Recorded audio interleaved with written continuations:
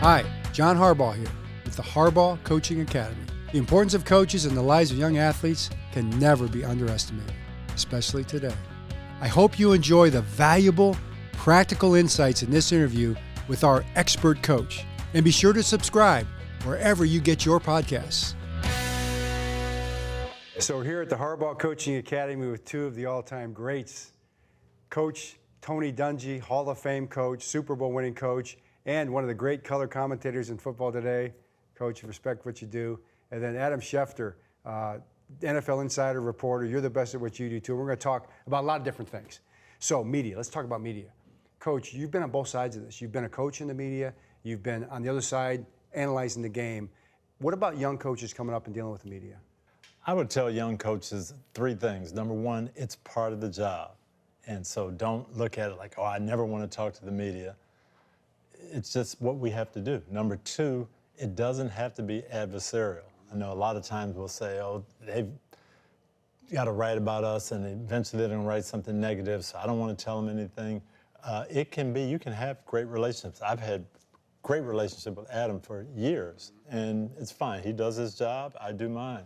And then the third thing I would tell young coaches is make sure you use the media to get your message out. You can control the narrative. What you say and what you want to get out there, that's what you do. And if you do that, you'll have a great time. Jimmy Johnson always used to say, you don't speak to the media, you speak through the media. Right. And that's exactly right. You get a chance to control the message that you want out there. You can send a message to the public, to your players, to whoever. But the media is not your enemy. No. It is a conduit to present your message the way you want it. You control your message. Right. You get to say what you want. And the media delivers it. And to your point, Tony, it's a part of the job. Right. There's no reason not to embrace it. I always am amazed at how often head coaches are asked to speak to the media. I can't tell you how many times I see a coach speak after a game on a Sunday night, and then they have to speak again on Monday, and I'm like, nothing's really changed. That's right. They've seen the film, but it's a part of the job because there's so much media access in this day and age because there's so much interest in the sport. And the reason that salaries for coaches have risen is because of the popularity of the sport, which the media helps drive. Right. And I think Adam made a great point speaking through the media. When he asked me a question, I have to remember, I'm not talking to Adam Schefter. I'm talking to our fans. I'm talking to our players. I'm talking to our organization. And I may be talking to myself. We lost a game in Jacksonville, our Super Bowl year. We lost the game 44-17. And they asked me, what does this mean? And I said, we're not changing one thing. Right. And I was talking to myself. Right. And 6 weeks later, we're holding the Super Bowl trophy. I'll also say this, as we say this, like anybody, and I say this as a reporter, people want to be treated as professionals. Mm-hmm. And so there are coaches that do an unbelievable job of that. And there are other coaches who are not as strong in that area. And so I always think it's interesting when the coaches who don't act in that regard always, when they encounter tough times, there are people waiting to pile on them to give back the treatment that they feel like they were given in return. I always feel like if a coach handles things professionally and treats people the right way, it's going to come back to him over time, especially at the times that he needs it most. So you're a coach, say you're coaching real time, and you have that loss. And maybe you have even worse, you have a bunch of losses, and now you're kind of fighting for your job. You're talking to your players, you're talking to the fans. You've got maybe a contentious guy that kind of gets under your skin just a little bit, and he asks you a question that kind of is a tough one to answer and kind of puts you in a corner, and you kind of want to get mad at him as opposed to understand, I got these cameras on me and I'm really not talking to him. It's not about him. How do you? That's what you have to remember.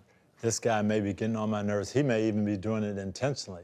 But I have to remember, I'm not talking to him. I'm talking to all the people who are going to hear this. And I'm also showing my team how I'm going to handle things. Right. We lose 3 in a row, and I just go off on this guy. That's what the team is going to see. That's how they're going to respond. But no, hey, we're going to handle it like professionals. Here's how we're going to do it, and here's the message. Another thought. So fans, and you get criticized sometimes for this if you're not honest with the fans about play of your team or the play of your players. In other words, they kind of want you to throw your players under the bus, so to speak. I've never wanted to do that because I think when you're talking to that camera about a player, about any player on your team or another team, you're talking to the player, not just the fans, some kind of a quote-unquote honest assessment, but you're talking to the wife, the kids, the parents, everybody else. How do you try to walk that fine line? I think you hit it on the head. There are things that stay in the locker room. There are things that stay in the coaching meeting rooms. And there are things that the public gets. And you have to control that. You're not going to say everything. You're not going to tell them exactly what happened and whose fault it was or who got the credit on this play. There's times when you do that. Hey, John did a great job, and I want to really let everybody know that. But not every time. And I always think back to the way we did it in the NFL. You have that 10-minute period where you talk to your team after the game, you say exactly what's on your mind, then the media comes in. Well, that's done. Now we've got a message that we're giving, and it's not dishonest, but everybody doesn't need to know everything that went on with our team. I say to my daughter all the time, don't ever say something about somebody that you wouldn't say to that person's face. That's great advice. And I think it's the same thing with coaching. Don't say it to a reporter, and I'm in the media, we love good stories, right. But I would not say anything to a reporter that you wouldn't be prepared to say directly to that player in his face. And I even think it's, from a coaching standpoint, you're better off having some of those conversations in private. Right. And from a player standpoint, I always find it interesting and amazing that a player would come out and say something publicly. I'm like, why would you not go to your coach and talk to him about that? Why would you go through the media to say that? Now, again, that's great for the media, but sometimes there are more professional ways to handle it. I just come back to that professional, unprofessional. Professional, unprofessional. And you always have to be thinking to handle yourself in a professional way. And to be fair, coaches and players have a difficult job in the sense that you talked about the 10-minute cooling off period, Tony.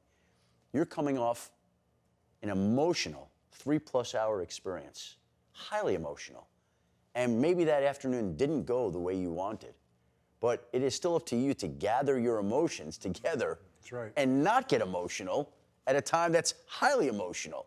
So there's a huge challenge for coaches and players after a game. It's always amazing, like those locker room doors open and players just poured everything they had, and now they got to talk. Right. Like, who in any field, any line of work, goes through some of their most disappointing moments and then has to go answer questions about it? It's not a natural order of things. And you do it because you're going to control your emotions around your players, around your coaches, and around your teammates. You're going to treat each other well after the game. Sometimes you're just giving each other a hug and saying it's going to be okay, right?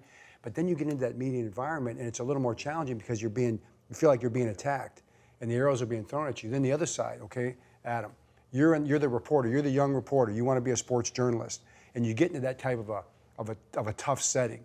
How do you ask the question you want to ask in a way that's going to maybe put the person in a place where they're going to give you a good answer, an answer you want to get, but also be respectful about it? Well, I just think you have to be understanding of the situation. You have to be mindful of the fact that maybe they just made a play that cost their team a game. And you just try to be fair, professional, again, and understated. Right. What happened on that play? Right. How do you feel now? What happened in that particular... Like, just look for something simple. I'm not trying to come at them and say, hey, that's a play that everybody's always going to talk about. Always remember, cost the team the game. Like, no commentary. How would you ask the question? Just like I did. Simple, direct, short, and to the point. What happened? How do you feel? Let them answer whatever they want. I don't want to give them any more sense of negativity. I don't want to paint their answers. I just want them to share what happened, how they're feeling, and provide some insight there, if that's possible. And as a coach, you can respect that because I know that you're asking the question that America wants to know, the question that they would ask. But if you come at me with, why did you do this, and just trying to be critical. There are some questions you hear sometimes from some people, they're so pointed. Right. They're so negative.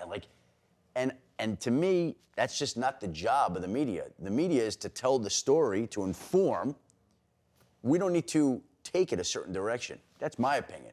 Not everybody agrees. Right. There are some people that feel like they want to agitate one of you guys. They want to get you fired up, right? They want to get you worked up. Sure. So you That's the can goal. spout off, and there we have a great soundbite. Again, everybody's got a different style. So a young person that wants to be a sports reporter, Yeah. what do you tell them? Well, I get asked that question a lot, and I think it would be similar to being a coach. If someone asks you, I want to be a coach, what do you do? I think you just go do things. You go try things. You go work at your college newspaper, your college TV station. There's so many different ways to do things now.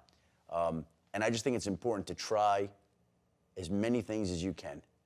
You know, the way that I got into reporting was totally accidental. You know, I went down to join a fraternity and I didn't get in my freshman year in Michigan. And then when I didn't get into the fraternity, I went down to the football office to see if they needed somebody to pick up jock straps and hand out, and they didn't need anybody. I went to the basketball office to ask if they needed, and they didn't need anybody. And the student newspaper was the only place that didn't reject right. anybody. And it was really my fourth option. And that's how I got there. But I wanted to try things and do things, and that's what I would tell people to do. Just because somebody says no doesn't mean that that road is closed up. Go find a different road. And that's how I got into reporting. And I'm at Michigan, and there's a quarterback named Jim Harbaugh there. I got to watch him and cover the football team and learn from Bo Schembechler. And it was an unbelievable experience. And you don't know what's in store for you. Right. So just go try things. Go do things. What I don't love is the people who finish college all of a sudden and they're like, I want to go into sports, coaching, reporting, whatever. Did you do anything at college? No. Well, right. I'm not going to tell you can't go into sports, because you can. But your road is going to be that much longer and more challenging. So when you're in college, you got 4 summers to do internships, to do experiences, to try new things. You got 4 years to join the business club or the law club or the student newspaper, or whatever it may be that interests you. And the more you do and the more you try, the more experiences you have to draw upon. What about like motivation? Kind of what motivates you, or what's the right motivation? I'm gonna ask you the same question, Coach, about coaching. You know, why should you be in sports reporting? Just like why should you be a coach? Well, I would not say you should be in sports, but I'd say you should find what you feel strongly about. Maybe it's coaching. Maybe it is reporting. Maybe it's finance. Whatever it is that you feel a certain passion about. I think it's important to try to find something that interests you. Like, I never would have imagined that I would be a football reporter, but that's sort of where it went. And I feel blessed and fortunate and privileged to do what I do.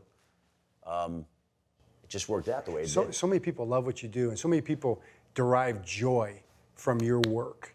Well, you know, how does that? I don't know about that. You know, I know it's hard, but they do. That's why you're so popular. You know, you make people. You make people want to read what you do. Okay, what do you? How does that make you feel? Well, I don't think like that, and I think every day, I almost feel like it's a player trying to make the roster every day. You're just fighting and scratching, clawing to survive that day and do whatever you can. You've talked about doing the best you can, and that's all I try to do every day. Some days it goes well, other days not as well. Some days it works out just how you want, other days not so much. I don't think like that. I just think that there's a professional pride that I have that my job matters to me. It's important to me. I want to be fair. I want to try to do the job well. And that's what you try to do every day. I'd love to ask you a question. You've covered both of us. We're friends, you and I and John. Yeah. As we walk out of this room, how do you, if you have to ask a question or write something negative about us, how do you have yourself do that? Well, I think that you two are mature enough and have been through enough to understand how it works. If you make a controversial coaching decision, Kicking off to Devin Hester. if you kick off to Devin Hester, I have the right to ask you, why did you kick to Devin Hester to open the game? You can answer it any way you want. I can ask that question how I want, right? And it's not always comfortable, and it's not always easy, but that's my job, and it's your job to answer it how you will, right? So we're friends, you have to do your job. Yeah, and I think that people understand that. Maybe I'm wrong, but and you do it respectfully, right? well, you try. You should, right? I mean, I think. You try. I mean, I'm not doing it disrespectfully. Right. And so Where you run into problems is if you're doing something that's not fair or not accurate or not right. There are all sorts of forms of that, but inevitably you just try to be professional and fair, I think. What about coaching? You know, what motivated you to kind of want to coach, and what's the right reason to coach? I thought back, John, to the people who had an impact on my life. My high school coach, I'd start with my dad, but my high school coach, my college coach, my position coach. These were people I spent so much time around and helped me grow as a player and athlete, but also as a person. And I just felt like, and I can do that. I can help some young guys grow, and that's why I wanted to do it. You were, I was about 5 or 6 years behind you. We were in the same league, and you were a legendary player at Jackson Parkside High School, and you went to Minnesota. And my dad was coaching at Michigan at the time, and I can remember him saying, you know, there's this great player at Jackson Parkside, he's going to Minnesota. And they kind of, you got away, you're the one that got away. How did that happen? Yeah, I grew up around the University of Michigan campus. My dad went to the University of Michigan. Michigan was the powerhouse team, the Big Two back then, and everything led to me going there. And I really felt like growing up I was going to go, but Cal Stahl was the coach. He recruited me out of Minnesota, and he said, go make your own way, make your own path, create something special away from that environment. And that kind of just caught me. And I said, I want to do that. I want to try to do something unique. And so I went, and Coach Schembechler told me, when I told him I was going, he said, good luck. You'll never go to a Rose Bowl. He's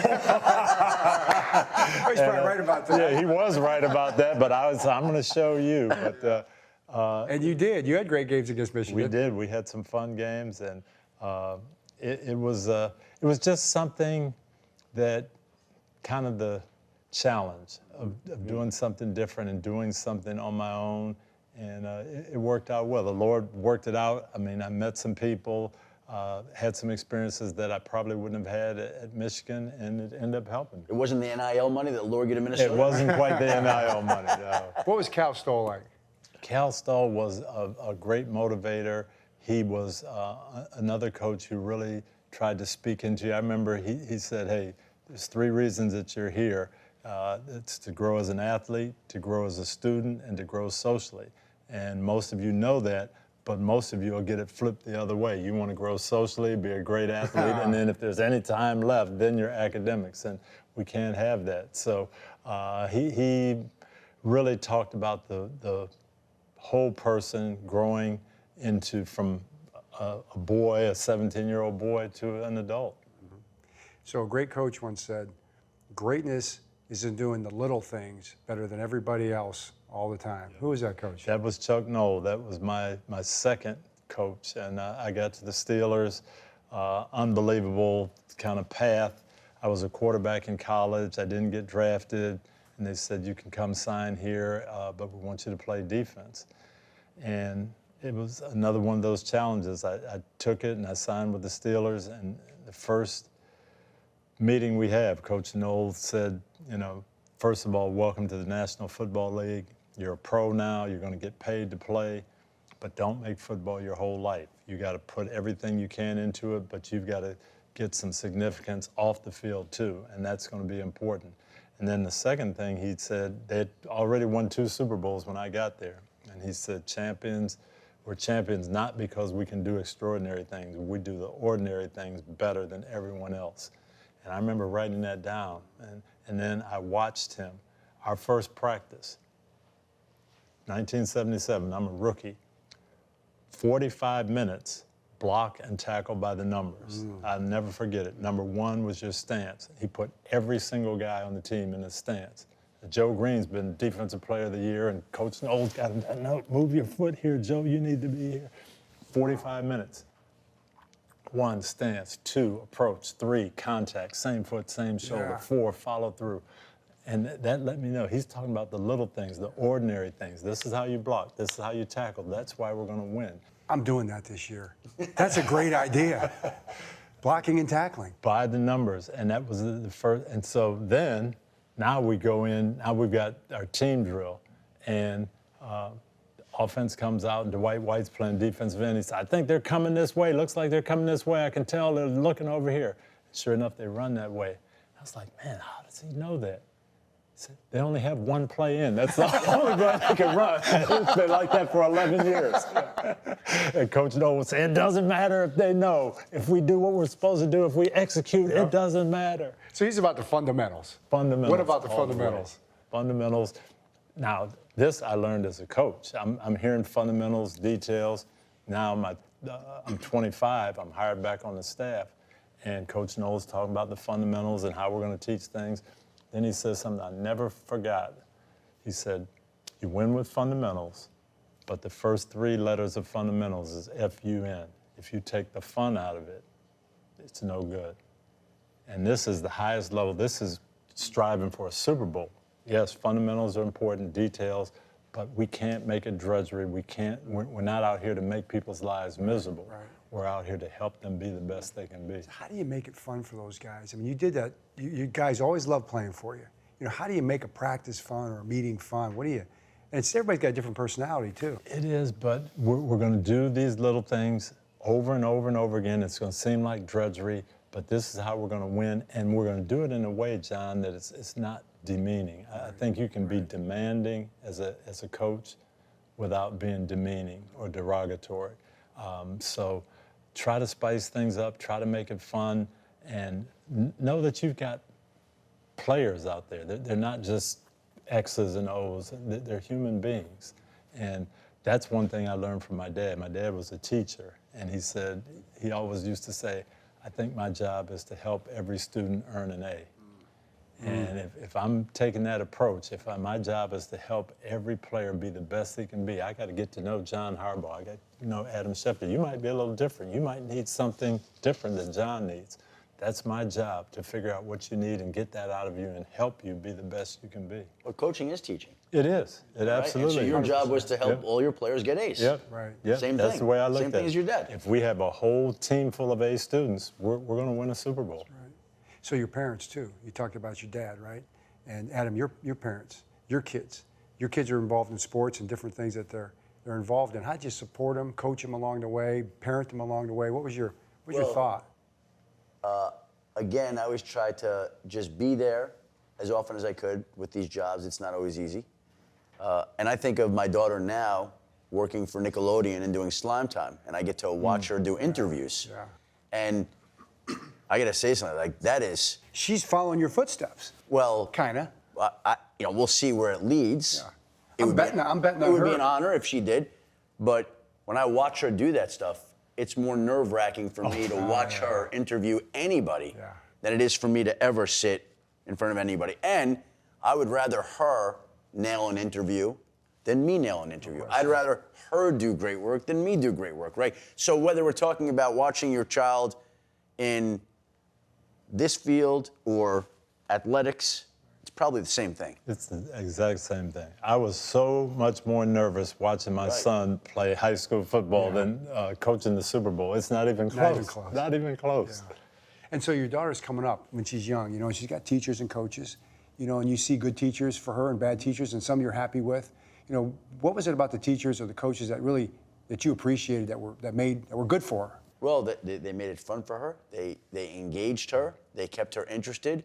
They allowed her to grow. And again, I think I would apply that to the producers that she works with more than the coaches, because she's taken more to that than she has athletics. She's not overly athletic. She tries, but breaking story, she just got cut from the golf team. She tried out. There were 9 girls, and only 6 of them made it. Right. And she was one of 3 that didn't make it. So What'd you say to her when she told you? it bothered me how much it bothered her. Yeah. And I just told her, listen, the fact of the matter is you haven't played it very much. You've played 3 times in your life. You can't think that you're going to go out. You have to work to get on the team. And if you didn't make it this year, that's okay. You can make it next year in 9th grade. Yeah. Michael Jordan got cut from his high school basketball team. Right. You got cut from your JV golf team. That's okay. It's not the worst thing in the world. We learn from that. Again, I got rejected from all those people. I got rejected more times in my life than anybody. Right. And that's what enables you to practice and try other things and move forward. I can remember my dad telling me when I'd come home and say, oh, they didn't put me in today, or they didn't throw me the ball. And he'd just listen and he'd say, okay, so what are you going to do so they have to put you in tomorrow? And What are you going to do? what are you going to do? How are you going to make it better? How are you going to make that coach put you in the game? Parents are talking all the time, or get asked the question sometimes. You know, the kids come to them and say, I want to play football. I want to play football. Any sport, but football. And sometimes it's hard. When do you start playing football, especially tackle football? Flag football now is a fun thing too. Or is it even safe, you know? What do you tell parents and your experiences with that? I think it is. You'll know your kids and when it's time, but I'll tell you what, the coaching, and we talked about it, it's so important at that level. My oldest son, Eric, he grew up, with me on the sideline, used to run out and get the tee when he's 6 years old, in the kickoffs. And all he wanted to do was play. And I'd say, wait till next year, wait till next year. Finally, he's about 9. And okay, we're going to let you play. And he's so excited, he's pumped up. Second day, he comes back that, I don't want to play anymore. I'm like, what? That's all you talked about your whole life. So I went out and watched the practice with him. I said, you go back and let me see. And I could see why he didn't want to play. This guy took it so seriously, and it was just so negative. And he quit. He did not want to play. And I had to talk him in the next year. As a 10-year-old, he goes back and he gets with a coach who did teach but made it fun. And then he started loving it again. He ended up being a good high school player, went to University of Oregon. Football took him a long way. But if he'd only had that one experience with one coach who just took it so seriously and just was not the right type of coach for young people, it wouldn't be the same. And I just think that's so important, that we've got to help young people, help them grow, help them in their sport. Everybody's not going to be a star right away. Everybody's not going to get it at the same pace, but we got to help them all. My dad always talks about the opportunity you have as a coach or a teacher, or really anybody, to really change somebody's life by what you say to them. And just, if you say the right thing the right way, they'll remember for the rest of their life, and it'll change their trajectory, because how they see themselves will be different. It's an easy thing to do, especially right when you're a coach. And for a youth coach, the goal, what's the goal? There's no championship. Yeah, that's nice. I guess it's okay, but they're 10 years old or so. The goal is that they want to come back and play next year. They want to come back tomorrow. They want to come back tomorrow, and they want to get better. Yeah. And you're right. I mean, I'm 68 years old. I can tell you things that my Pee Wee coach, Richard Holmes, told me. I can tell you things that my high school coach, Dave Driscoll, told me. I can tell you what Cal Stahl, my college coach, Coach Knoll, you'd never forget those things. Warren Sapp, I just saw him on an interview talk about something I said, 5 ways to not get in USA Today. It's something I told him 25 years ago. He rattled off all 5 of them. You remember what they were? Yes. Yes. What are they? Number 1, not after 12 o'clock. Okay? Not driving 15 miles over the speed limit. Not having a gun or weapon with you. Alcohol or women you don't know. Therefore, not USA Today in the wrong way. Well, I said, that's hey, pretty straightforward. If you come in, now we had a problem, and none of those 5 things are involved in it, I'm on your side. I'll listen to you. But you have one of those 5, or you come in, hey, yeah, I was with this lady at 2 o'clock in the morning, and I had a little bit too much to drink, and I was driving 80 miles an hour, but it wasn't my fault. That's really good. Yeah, that's right. And he rattled those off 25 years later. that's the mark that you guys can have on the people that you coach and do and have had. And really, anybody that wants to coach can do that, right? Isn't that why you should be coaching or teaching? And also, how about this part of it? It's kind of what we're talking about from a media standpoint, who you're talking to, but the effect that by doing your job and coaching your team and helping your guys be better, the effect it has on them. But how about the greater community? How about the way it makes people feel? Even a high school baseball team and the 50 people maybe, or the 40 people, or just the parents and family that come to the game, the joy they derive from that, or all the parents, the dads and daughters that became Bucks fans or Colts fans that remember those games. Remember the game, remember the Super Bowl, remember what Coach Dungy said. Isn't there something to that? There's no feeling greater than that when someone will tell you, boy, I was 9 years old, and you guys beat the 49ers opening day, and you said, this is the start of something special because we got a tight-knit group here. Man, I became a Bucs fan that day. And you just like, wow, yeah. Sports is about memories and hope.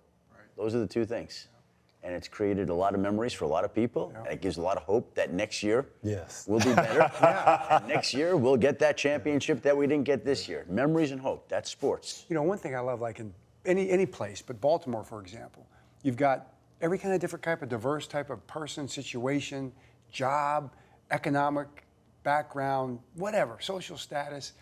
And most of the people rally around, if they're football fans, which is in Baltimore, most everybody, and most of them are Ravens fans. Yeah, you got a few Steelers fans. Coach, I mean, the guy comes up, can we get a picture, Coach? And they go, oh, by the way, I'm a Steelers fan. Click. You know what I mean? It's like, I still would have taken the picture with you, you know. Steelers fans are everywhere, man. Everywhere. But the fact that, you know, people that normally wouldn't be necessarily together are drawn together by that. You know, it's a shared thing. It really is. And that, to me, is the neat thing about sports.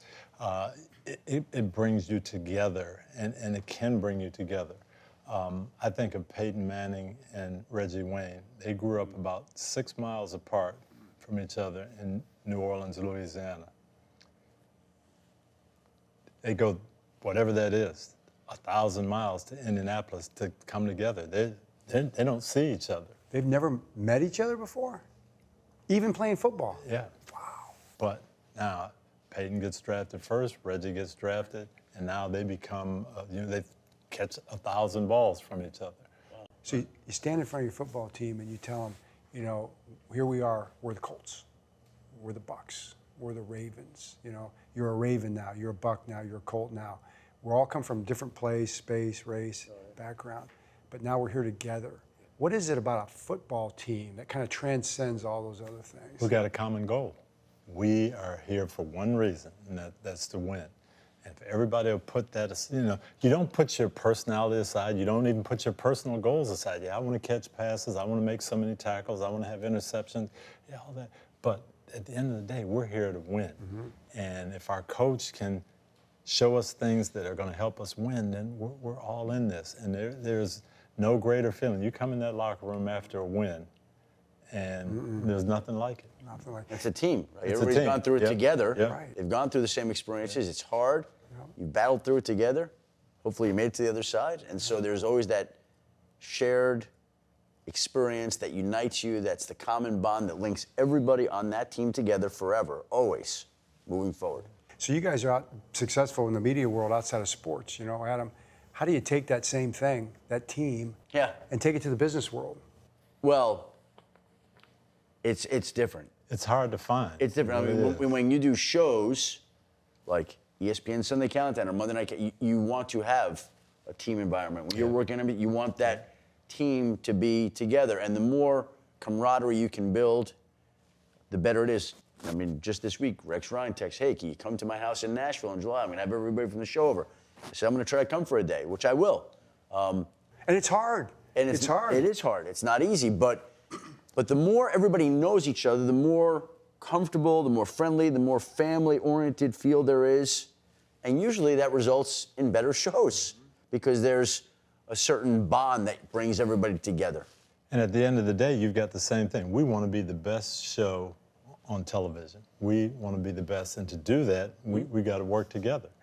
And that's what draws you close. It really does. Sunday Night Football had a chance to do 2 Super Bowls with that team over there, and it was just an incredible experience to see in your world. People come up all the time, and they may come to a practice, or they may come locker room, and they'll say, I never knew there was so much involved. That's how I was watching what you guys do. We went through that script the day before, and we went through it like for 12 hours, you know, and I'm just like, this is incredible how much work goes into that thing. I mean, to be the best show, you got to work at it, right? Was that surprising to you, or how do you see that? I guess I approached it the same way I did coaching, that, hey, we've got a product, we want to be good at it, whatever it takes, and I had to learn, but you're right, you learn that there is much more that goes into it. people are always amazed when they come out. I didn't know you practiced that much. I didn't know you practiced those. You actually practice 5 goal line plays and then you're going to run? Yeah, we do, because at that one moment, it's going to be important. And so to me, that was kind of the fun of it, because I got that feeling of this is the same way, the same preparation, the same energy coming together. Yeah. So when those lights come on, I'm asking both you guys, when those lights come on, you know, and you've got the microphone and you got something you want to say and you're looking at the camera and you know people are on the other side of that watching you, what's that feel like? I was nervous at first because it was something I hadn't done, and when that red light goes on and you know there's millions of people out there, it was tough. Now I'm used to it and a little more relaxed, but that was a tough one at first for me. See, you don't think about it like that. You just, when that camera's on and you're looking at the camera, you have to pretend that camera is your friend.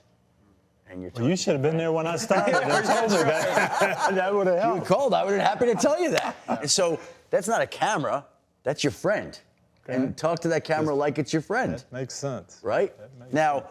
Inevitably, there are moments when you first start out that if you think about it, like I would imagine playing in a big football game, a playoff game, it gets to be overwhelming. But you can't think about it like that. It's just another conversation that you're having with a friend or with friends on the set or whatever it may be. And the less you think about that, I think the more you do it over time, the more you just forget it even happens, the more routine it becomes.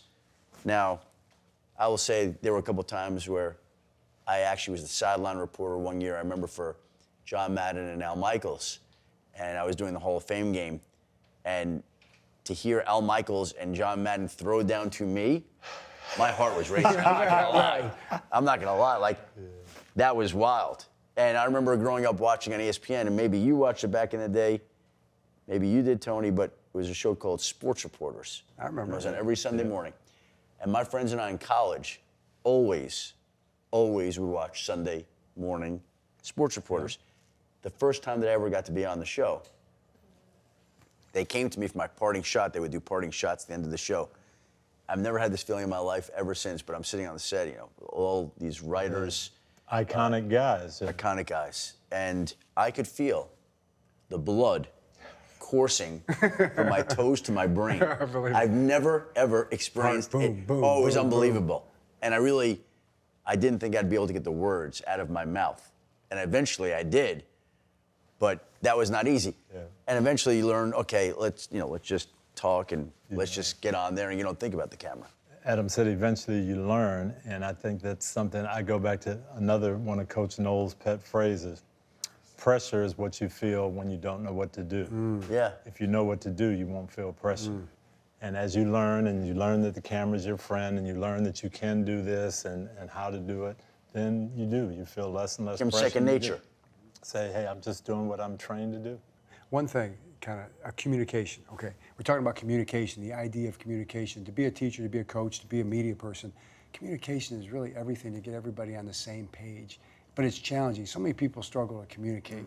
You know, how have you mastered that? In TV, it's really different and it's difficult. I had to learn that because as a coach, communication is important, and I'll take as long as it takes in the meeting to get you to know exactly what I mean here. Right. Hey, John, you didn't understand that? Let's go over it again. Right. TV, you got 15 seconds or 8 seconds. And that my boss was always saying, no, you got to throw the punch, you got to be concise, and you're trying to say everything that you want to say in 5 seconds. And learning to be concise is a trait. See, and I spent 16 years in newspapers, and I believe that was the best thing that it instilled in me, because you can't bury the lead. You have to learn the lead right away, and you have to learn what's important, what's most important. You have to get that out right away. So you don't build up to your point. You come out with your point. Come out with absolutely. the point, and then you explain it. Yeah. And you learn that over time. And I've learned, like, there are speakers, they just go on, and you lose people. Right. The most effective speakers, they capture you right away. Right. And they don't waste words, and they don't let things linger, and they get right to the point. I would even say in coaching, you can detail it and you can dig a lot deeper, but especially with today's generation, it's probably always been true. You got to come out of the gates and you got to get their attention. You got to make your points. Like, coach, what are we here for? This is my time too. You know, players want you to respect their time. You got to get to it. John, I was in Indianapolis and I saw this headhunter, and he trains young coaches to interview with owners to get head coaching jobs. And I said, well, what's the biggest point you make? And he says, they're going to decide on you maybe within the first 5 or 6 seconds. You got to come right out of the box. You better make a good first impression. I don't care whether you're interviewing for a head coaching job or talking to your team or talking to a camera on a TV show or giving a toast at a wedding. If you're not strong out of the box, you're going to lose your audience right away. Coach, you've been a great coach. You're great in the media. And you've never been shy about expressing what motivates you, what's at your core, it's your faith. You know, where does that come from and how does that make a difference for you? That is really important to me, John. I was a young player and we had a chapel service. Tony Evans, great preacher out of Dallas, Texas, and he talked about being a Christian all the time. And he said, wherever I go, not just in the pulpit when I'm preaching, but when I go home, I got to be a Christian neighbor, Christian husband, Christian dad. Are you a Christian all the time? And I remember thinking about that and saying, well, not when that guy blocks me in the back. Not really. No, I'm not. And so that became my thought process, that whatever I do, I've got to represent the Lord. And so I'm going to do that while I'm coaching. And I tell you, it maybe cost me some jobs as I'm interviewing, as maybe people didn't buy into that, didn't think you could be tough enough, didn't think you'd be, rough enough on the players or whatever. But I said, no, that's my mantra. That's important. That's why I'm doing it. I'm trying to develop young people because that's the right thing to do. I'm trying to represent the Lord because it's the right thing to do. And that's what I appreciate about you.